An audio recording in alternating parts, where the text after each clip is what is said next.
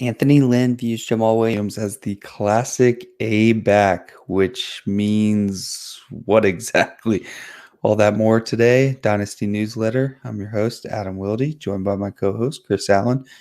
Chris, can you dissect what Anthony Lynn means by the classic A back, and are we sending 2022 first-round picks for Jamaal Williams now? Oh, I don't know about all of that. I mean, but I do think that it makes some sense that coaches like Anthony Lynn, or to be quite honest, I mean, any head coach or offensive coordinator would want what Jamaal Williams has to offer. Because after we looked at what he was capable of doing back in Green Bay, we were pulling our hair out, to be quite honest, when it was Aaron Rodgers, Devontae Adams, Aaron Jones moving the ball down the field. Mm-hmm. They get within the 10.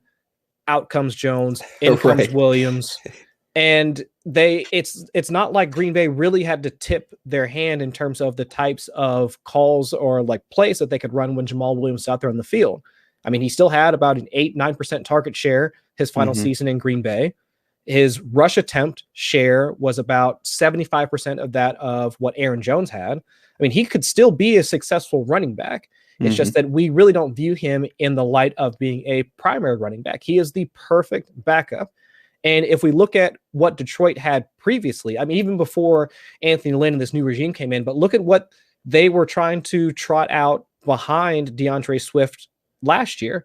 It was Adrian Peterson, who is a strong runner, and then Kerryon Johnson, who is at the very least a decent pass catcher.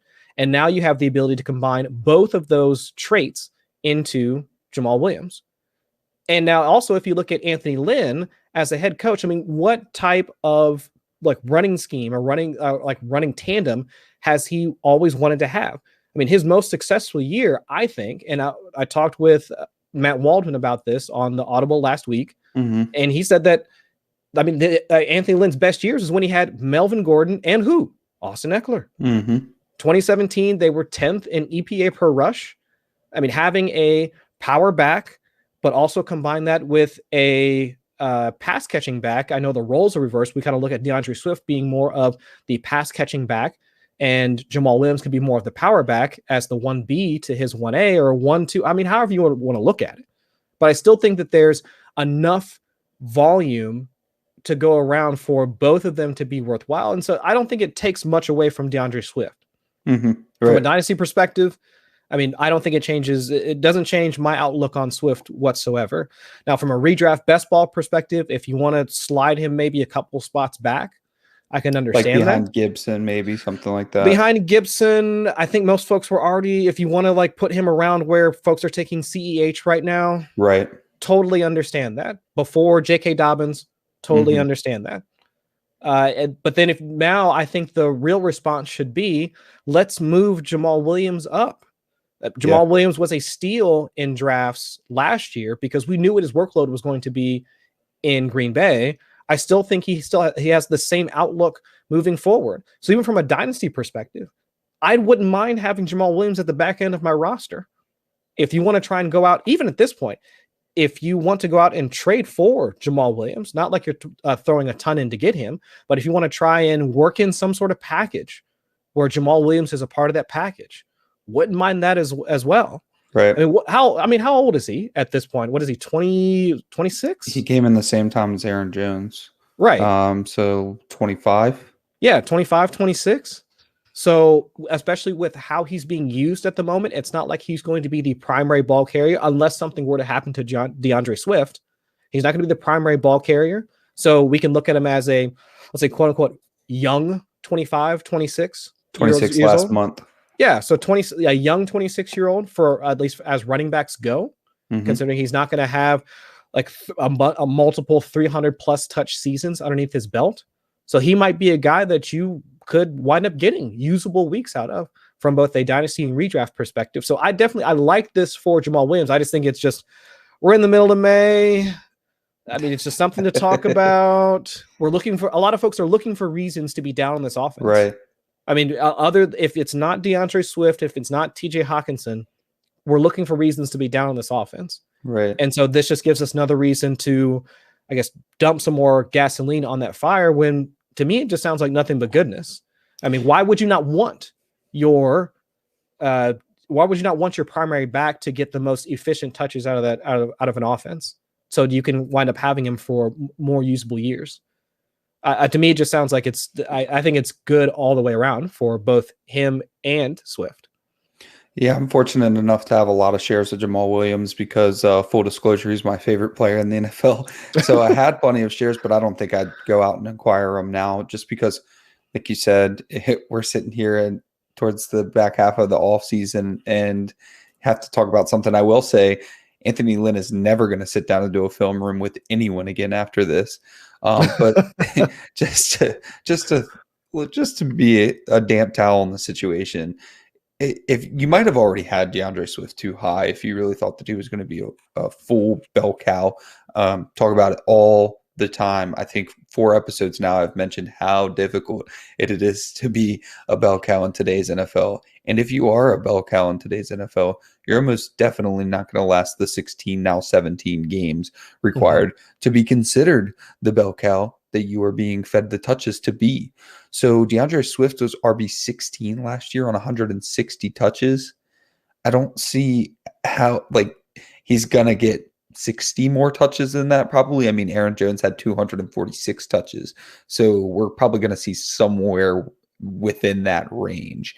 And yeah, I mean, for best ball sake, like best ball translates over to dynasty because if you do well enough this year, your value is going to increase, right? So for best ball purposes, Swift is being drafted around like RB12, probably going to finish about RB12. Like you said, though, Jamaal Williams probably is getting the boost.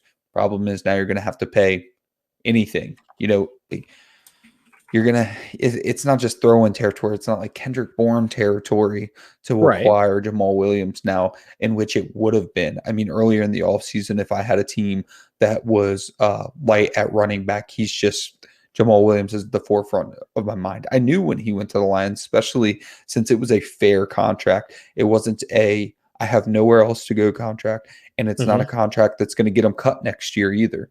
Very fair contract. When I saw that, I know he's going to be utilized. So the best time to acquire him would have been, beginning of the offseason when he signed with the Lions, because we've seen it with the Packers. So the value bump shouldn't even be there, to be honest with you. I mean, what Anthony Lynn said has been misconstrued, in my opinion, to say that Jamaal Williams is going to be the starter. I can't pay somebody that thinks Jamaal Williams is going to be the starter. There's no way. And he had 149 touches last year with the Packers, which is totally respectable. He's probably going to get probably a little less than that this year. Not the starter. Not going to get starter touches. Right. So I might have to sell some of my shares at this point in time, just in case somebody wants to throw me anything significant for the off chance that Jamaal Williams is going to be, the A back is what Anthony Lynn called it. He never said starter. He said he could be a quality A back. So I'm not going to buy Jamaal Williams, not recommending going to buy Jamaal Williams at this point in time. If you have him, I'd probably just hold him depending on how much somebody wants to pay you. I mean, you're going to get offers based on this conversation and depending on your league for Jamaal Williams. Yeah. Anything significant, I think you probably take if you've got the running back depth there. I think that makes some sense to me. And who's to say? So now I'm projecting, right? Like walk with me down Narrative Street. We go through the next, month to 6 weeks. They get into training camp.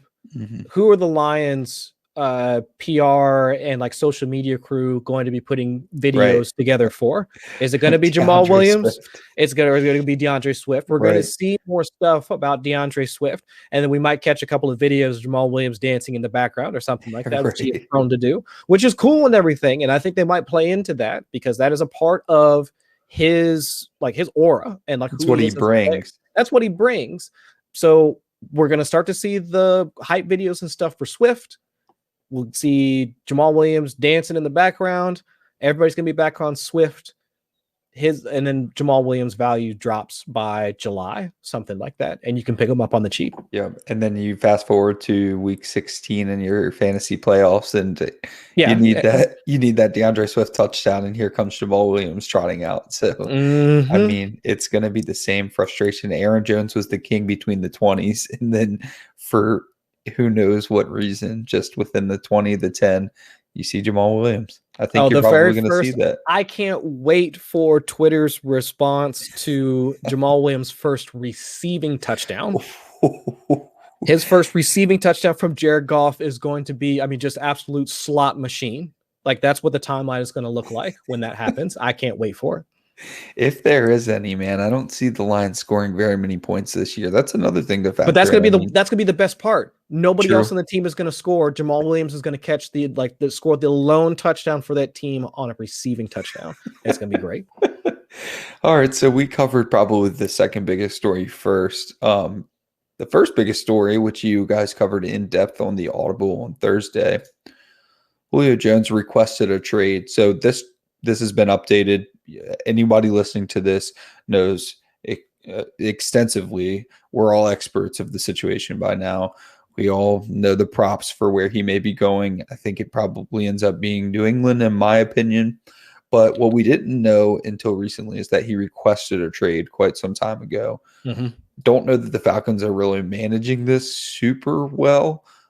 New coaching staff kind of got the short end of the stick here. Because now everybody's going to hate them for letting Julio Jones get away from them, and they really had just about nothing to do with it. Right. But the important thing here is I can't afford Kyle Pitts, even though I couldn't afford him already. That's probably the main factor here that we're going to discuss. And then, is it really that much of a boost for Calvin Ridley? Is it the same? Is it less?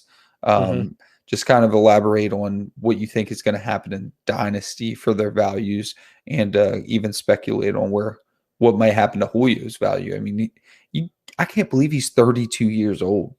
Right. And to be quite honest, I mean, I don't think he's seen the same. So I guess we'll back up. We'll start with Julio.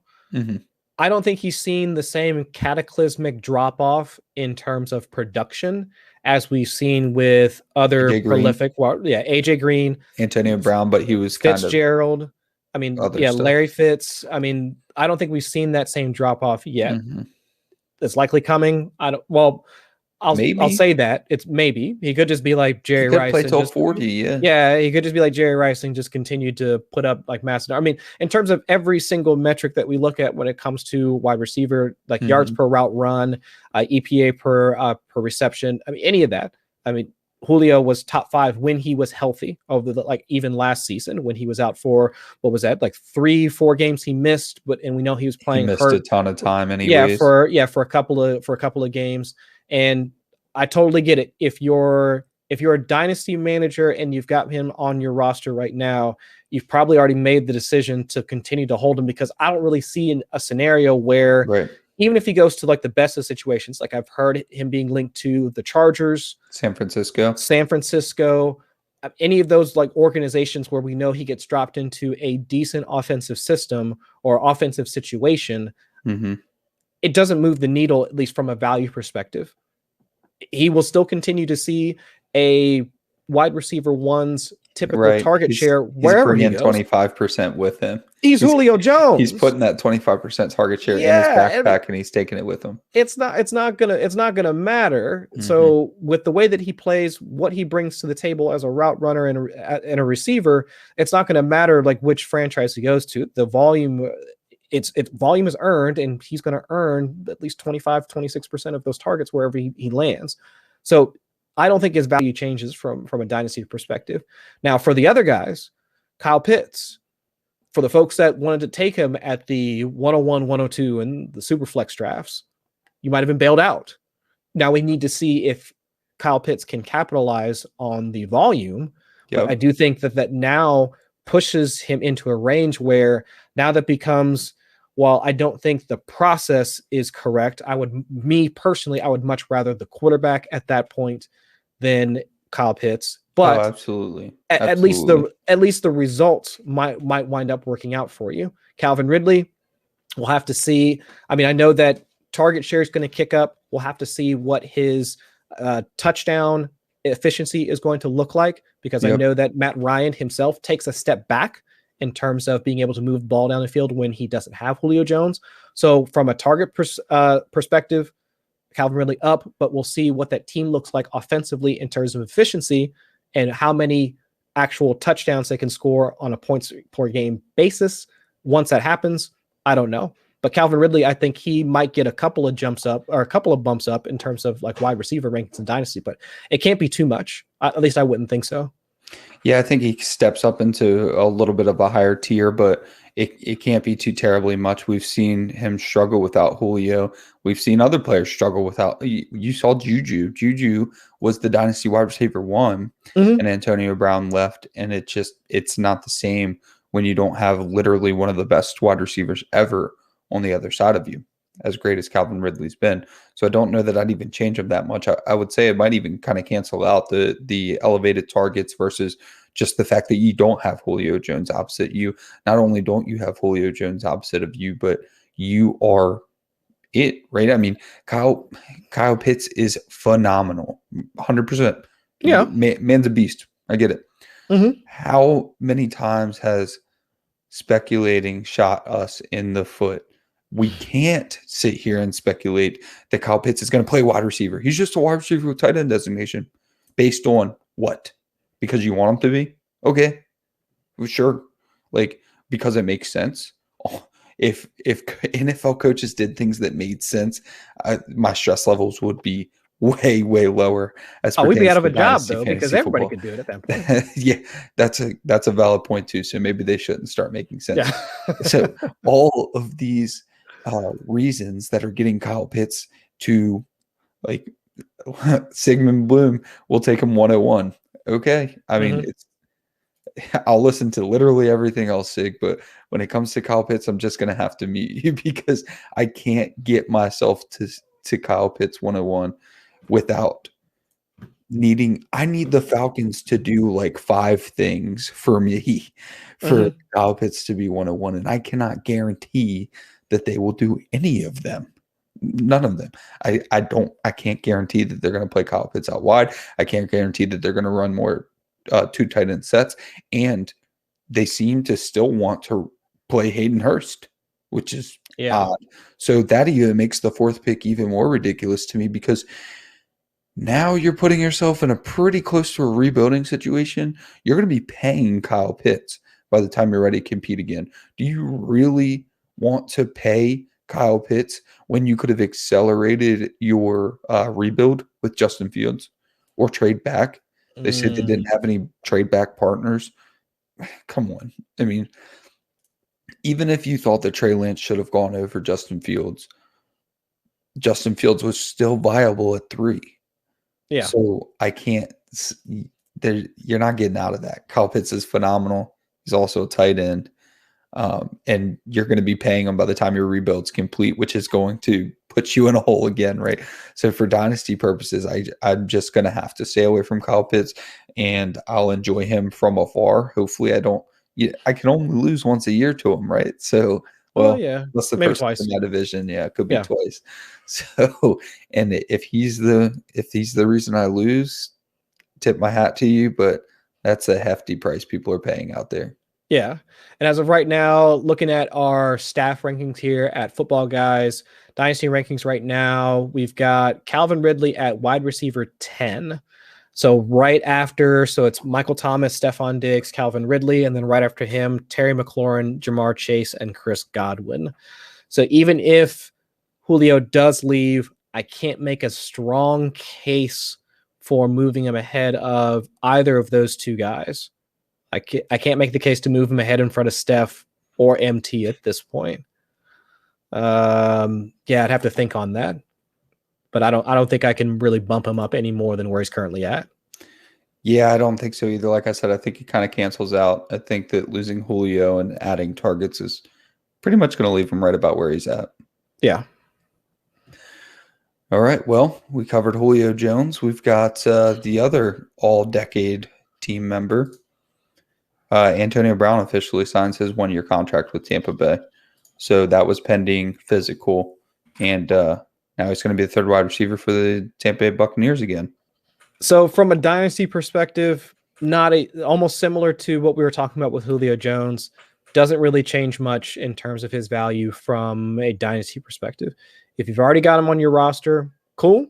You still have a viable piece of the Tampa Bay Buccaneers offense, who I think over the last, like down the stretch, I think towards the front end of the season, we saw them struggling. It looked like Tom Brady was still trying to learn the offense, working with Mike Evans, Chris Godwin, whatever. And then Antonio Brown winds up joining the offense at about the right time where the entire unit like starts to click. They move into top 3 in terms of offensive yards per drive, top 3 in EPA per play, points per drive. I mean, all the metrics that we want to look at for an offense. And Antonio Brown, he got his in terms of target share. I mean, I think he had a 21% target share over the last like 6-7 weeks of the regular season. Average 7 targets a game. Yeah. I mean, he was still a crazy. A real part of that offense, even during the Super Bowl. It's not like, what was it, when LaShawn McCoy was a part of that offense and wound up getting a Super Bowl ring and he just wound up like kicking it on the bench. He was out there. Yeah, he was out there. I mean, actually putting in that work. So I still think that if you are, I know a lot of folks are still looking to Chris Godwin, Mike Evans to be the primary, but Antonio Brown is a significant cheap piece of a good offense that I think most folks should be trying to acquire at this point. Yeah, I mean, you're talking about 7 targets a game over 8 games, so a relatively decent sample size. Yeah, talking about like 140 targets or something for this guy who's the wide receiver 3, but like you said, high volume offense, lots of passing. So he's still, like you put it perfectly, actually, just a viable piece to that offense when you're trying to get pieces of good offenses. That's somewhere I'm trying to develop as a dynasty manager, is just getting pieces of good offenses. I think there's probably 7, 8, 9 offenses you could just target and build your teams around those offenses. The problem with that is that they change year over year. So it just depends how reliable that offense is. Sure. But Tampa Bay is definitely a productive offense to target in 2021. Similarly, was a quote that came out about Ronald Jones and Leonard Fournette's going to work in tandem again. I didn't even bother adding it because, obviously, we dealt with it all last season. Yeah. It actually, on DraftKings, you played the more expensive and it worked out for you. You would think you play the cheaper option and it's going to work out. It was always whoever costs more money was always the one that was going to work out. So that's getting pieces. That's 2 more pieces you could grab right there. Leonard Fournette, Ronald Jones for super cheap, and you just get pieces of a very productive offense. I couldn't believe how involved he was, having watched the past season. I think you just don't notice because it's Chris Godwin, it's Mike Evans. You have Gronk there. Even if Gronk wasn't participating that much on the stat sheet, it's still Rob Gronkowski out there. So you just, I just didn't know that he was kind of being force fed, and you probably don't pay anything to acquire him now. Definitely nothing significant, and people aren't moving him. So it's kind of like what you said with Julio, where it's, if he's on your roster, he probably stays on your roster. I remember when Antonio Brown went to Las Vegas, I acquired a bunch of shares of Antonio Brown. He was one of my guys for a really long time, and he's probably going to just stay on all my rosters. But he's going to be a productive part of my any of my 2021 pushes. Yeah. So something I meant to add with Julio, Larry Fitzgerald cost a 3rd-round pick for like 6 years. You could really acquire Larry Fitzgerald for extremely cheap for like 6 years. You could see Julio play until he's late 30s. You could see Antonio Brown play until late 30s. And it's a little different because Antonio Brown is not good. He's going to be looking for a contract next year. We don't know who that's going to be with. Probably won't be Tampa Bay again. They're just going for, they literally brought back everybody for their Super Bowl push. So it's not quite the same thing. Julio Jones is still a highly sought after commodity. Antonio Brown's just going to kind of hang out over the next few years. But either way, they're both viable pieces of your 2021 campaigns, and could probably be had super, super cheap if you're just paying for a competitive 2021. Yeah. So that's it Oh, I was moving on from the old guys and going to the new Let's guys. do it. Yeah, let's do it. So, do you remember Parris Campbell? I kind of have to. I mean, he's one of, I wouldn't say like my guys or anything like that, because I do have to let folks know that while I do cape for the Ohio State guys, I'm a Bearcat. I graduated from the University of Cincinnati, so I'm a Bearcat, not a Buckeye. But if there is a Buckeye that's going to be in conversation, sure, I'll cape up for Parris Campbell, along with Curtis Samuel, any of the other guys that have come before him, Michael Thomas, all my guys. So he declares that he's 100% healthy. I can't believe that he's only played, what is it, 9 games in his whole career in 2 years in the NFL. Which is kind of sad. He was the Dynasty 106 in one quarterback leagues. 106, and we just haven't seen anything from him. So from my perspective, you can't call him a bust. He's played 9 games. He hasn't been on the field. He had like 4.5 targets a game last year in the limited action that he saw. If you can't call him a bust and you were willing to take him at 106, now he's still going to be fast. He was a 4.31 40. Speedster, yeah. He has the opportunity to be viable in that offense. They have not only did they not add any help, but they gave T.Y. Hilton a significant contract, 1 year, $10 million. So that means that they're still lobbying for T.Y. Hilton to be the primary receiver, but he's not going to last the whole season. It's just not going to happen. It doesn't happen for him at this point in his career. So that means that we have almost bankable opportunity for Parris Campbell to be the wide receiver 2. And we're only saying that because Pittman looked really good. But Parris Campbell was there before Michael Pittman and was just as excitable as Michael Pittman has been, just with no opportunity to play. I mean, straight up injured. So this seems like a blind spot in dynasty valuation right now. It's easy just to forget. I mean, you just put Parris Campbell in the 200s overall because you don't know. But can you really call him a bust? Can you really put him at 200 overall when 2 years ago he was the 106 in rookie drafts? I think it's more of the injury history. I mean, we now have a legitimate history attached with Parris Campbell that was even a part of his college resume, if I'm not mistaken, as well. Not like major concerns, but now this is now kind of bled into his professional career. And so I do think that it's fair for folks to at least take a risk-averse approach when it comes to valuing Parris Campbell. But like you mentioned, I mean, 4.3 speed, when we did see him out there on the field, we could see like what types of, I guess, routes or what type of usage could be a part of like what could be a part of that Colts offense, like should he be healthy. We just haven't been able to see it because the dude hasn't been healthy. Now, the one concern I would have, and I would say this is a minor concern, is that Parris Campbell, like for, I would say almost 100% of his routes last season, which were only like 9 targets total, but they came from the slot. Carson Wentz in the slot hasn't typically matched up because he looks for more of those home run hitters, like down the field. That's why T.Y. Hilton. Yeah, he made so much hay with Alshon Jeffrey. That's why we thought, when Deshaun Jackson was a part of that offense, that's why we thought J.J. Arcega-Whiteside was going to be a thing, so on and so forth. Now, it's really just been guys like Dallas Goedert, Zach Ertz that have been able to really work the inside and be a part of offenses that have been attached to Carson Wentz. So what does Frank Reich, how does he right that ship that is Carson Wentz?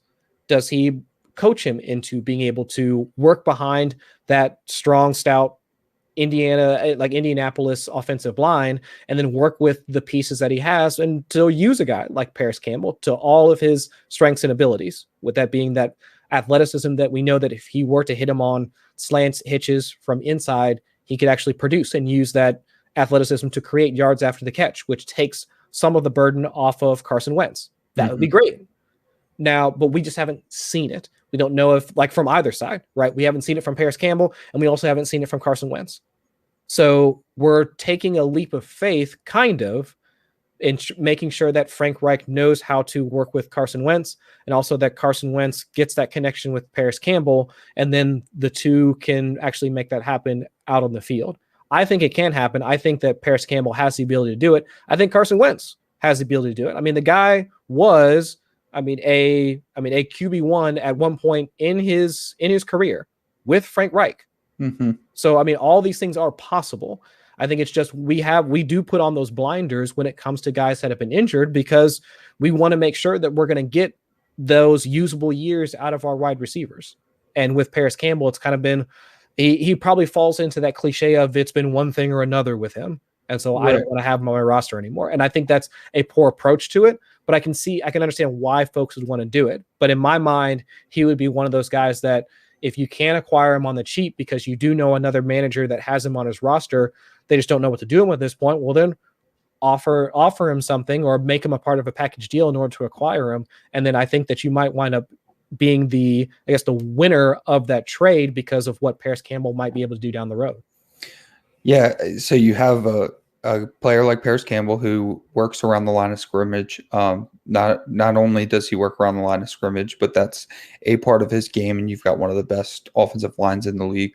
Got improved quarterback play. You have opportunity baked in. You have second-round draft capital. You have the injury discount that's being baked into his price. And really, it wasn't big news when he said, I'm 100%. So really, you have from now, while we're talking about it, to OTAs to try to acquire Parris Campbell. Yeah. Now, something that a strategy that I've used when I identified that I want Parris Campbell on my roster. Well, if you just go say, what does it take to get Parris Campbell? They're going to, I have Parris Campbell. Parris Campbell could be great offensive line, everything I just said. They're going to want you to pay fair value for Parris Campbell. So what I do is I find a premium asset on that roster that I am also interested in. Say they have J.K. Dobbins. So I'll go make an offer for J.K. Dobbins. Yeah. I will put Parris Campbell in the package. Then you don't know that I'm super interested in Parris Campbell. You're not going to try to charge me face value for Parris Campbell. You're not going to remember that you should be excited that you have Parris Campbell on your roster. That's just the wide receiver I threw in to get the job done. And I just found that that's how you can get those guys that it's risky. Parris Campbell's risky. And if I have to go pay like a second for him because he was the 106 a couple years ago and we haven't seen much, no, I'm not going to do that. But you win leagues by acquiring players for cheap and getting incredible gains. I mean, if he should have been the 106 2 years ago and he is actually 100% like he says, we should see a whole heck of a lot more production than like the 200 overall he's being currently ranked at. Mm-hmm. Yeah. And I think as of right now, so again, referencing our Football Guy staff ranks, Dynasty ranks right now, he's at wide receiver 60. So right below or right behind Amon-Ra St. Brown, behind Darnell Mooney, but ahead of Mecole Hardman, ahead of Mike Williams. And I think if just like if the situation you just described happens where he does wind up being productive, I could easily see him moving ahead of at least most of those guys. And I would almost like to value him somewhere in the, let's say like Tyler Boyd-ish like type of, in terms of valuation of where I was thinking Curtis Samuel last year, kind of situation, which would be fantastic. I mean, that's wide receiver 3 there. Coincidentally, Curtis Samuel and Tyler Boyd are back-to-back in the Football Guy staff rankings. Yeah, 49 and 50. So that's exactly right in that range. It's almost like we waste a ton of time doing this. So speaking of somebody else who's not quite fully healthy, so I guess the segue is not perfect, but Patrick Mahomes will participate in OTAs. So he's not participating in minicamp, but probably wouldn't have participated in a minicamp anyways, at least not to the full extent with the team. However, promising for the given that he got the surgery after the Super Bowl. Yeah, still Dynasty QB1 for most folks. I mean, I don't really think of anybody else really being in the conversation at this point. But it is good to see that he'll be available, no setbacks.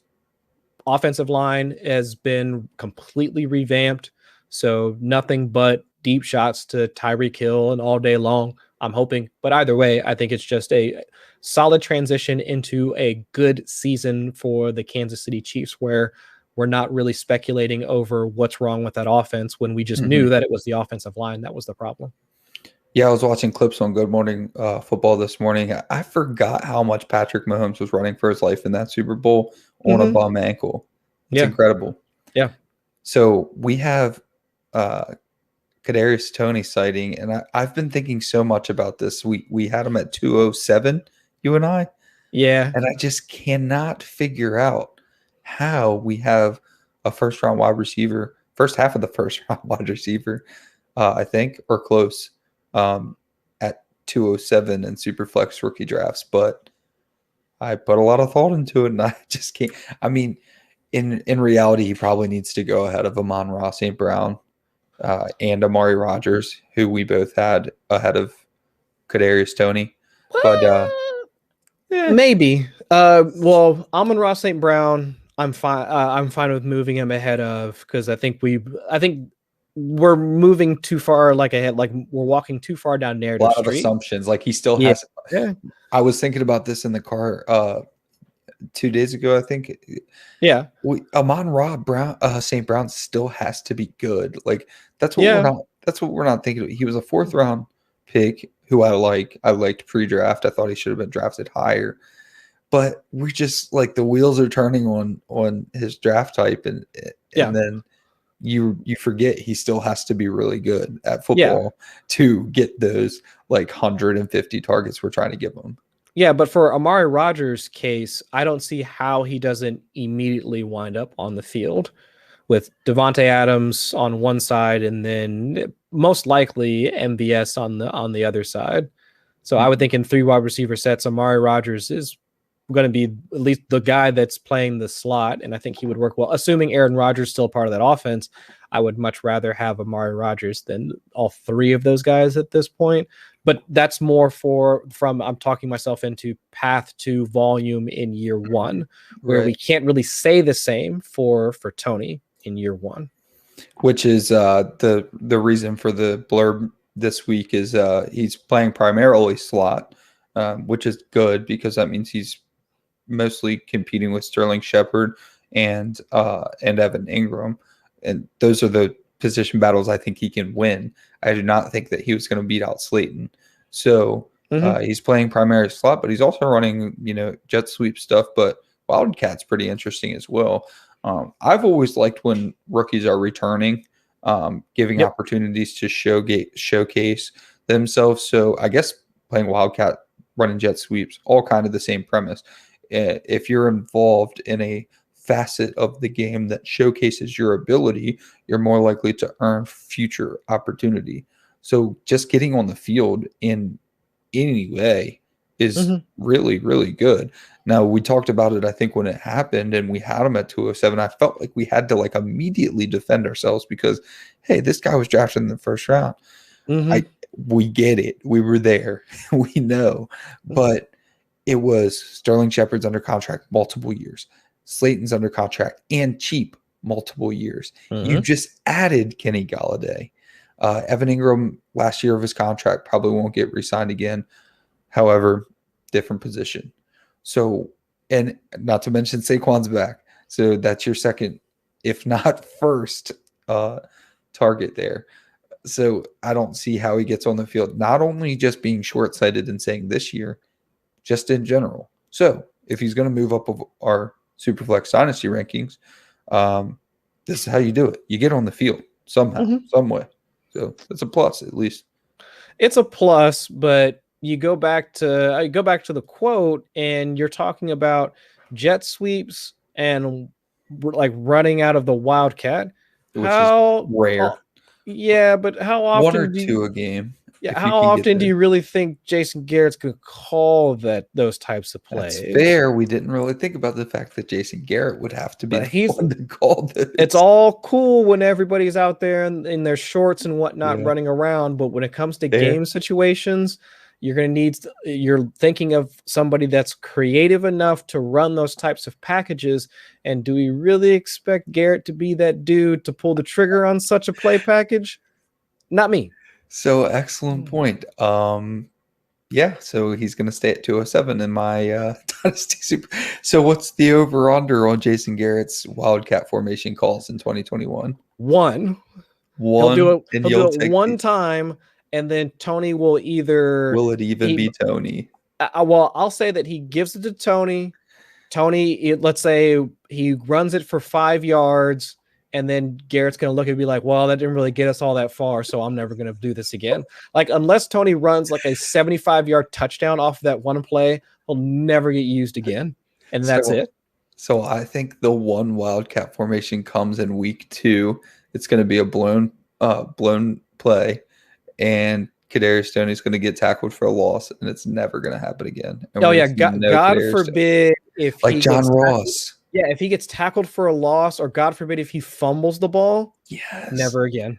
John Ross ran for 12 yards in the first game, fumbled, and his career's been over. Yeah. Oh my goodness. Oh, hey, look at that.